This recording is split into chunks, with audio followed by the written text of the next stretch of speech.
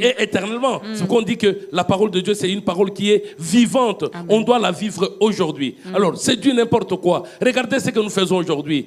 Nous sommes en train de nous arranger même avec les gens possédés. Ou bien, je me mets là, je me dis, ma sœur, par exemple, Esther, tu es là où tu habites, par exemple, un Binza. Il y a combien de sœurs Esther?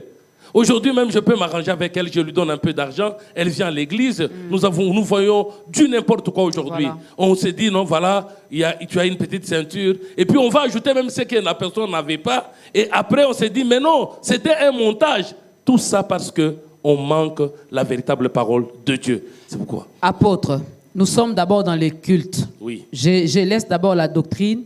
Restons un peu dans les cultes. Oui. Selon la parole de Dieu, comment ou quelles sont les étapes importantes d'un culte?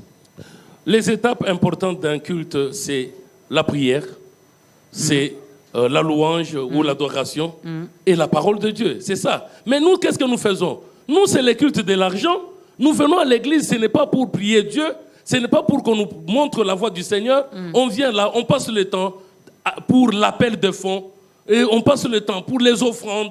Et ces offrandes-là, si nous lisons dans la Bible, on nous dit, c'est déjà caduque. Nous passons le temps pour mobiliser, voilà, l'évangile, on ne peut pas, est gratuit, mais c'est l'évangélisation. Et on passe tout le temps à chercher l'argent. Vous comprenez déjà que non, ce n'est pas ça le culte. C'est pourquoi quand Jésus arrive, qu'est-ce qu'il a fait? Nous sommes dans le livre de Jean, chapitre 2. Jésus veut rétablir maintenant le culte. Jésus entre dans le temple. Et qu'est-ce qu'il trouve dans le temple?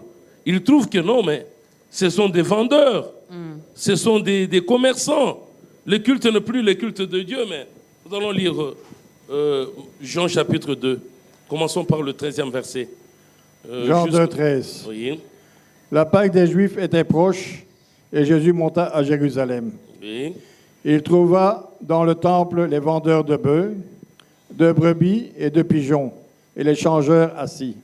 D'accord, ce que nous trouvons aujourd'hui dans l'église, ce n'est plus la parole de Dieu, mais ce sont des vendeurs, ce sont des changeurs.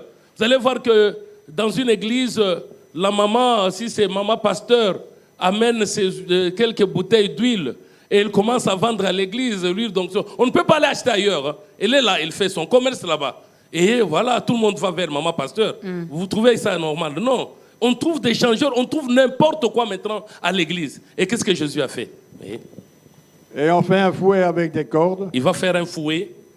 Il les chassa tous du temple. Il va les chasser tous du temple.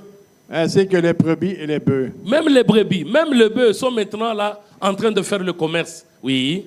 Il dispersa la monnaie des changeurs et renversa les tables. Il va disperser la monnaie des changeurs pour montrer que l'argent n'a pas d'importance. Oui. Et il dit aux vendeurs de pigeons. Il dit aux vendeurs de pigeons. Ôtez cela d'ici. Enlevez ça d'ici. Ne faites pas de la maison de mon père une maison de trafic. Vous ne pouvez pas faire de la maison de mon père une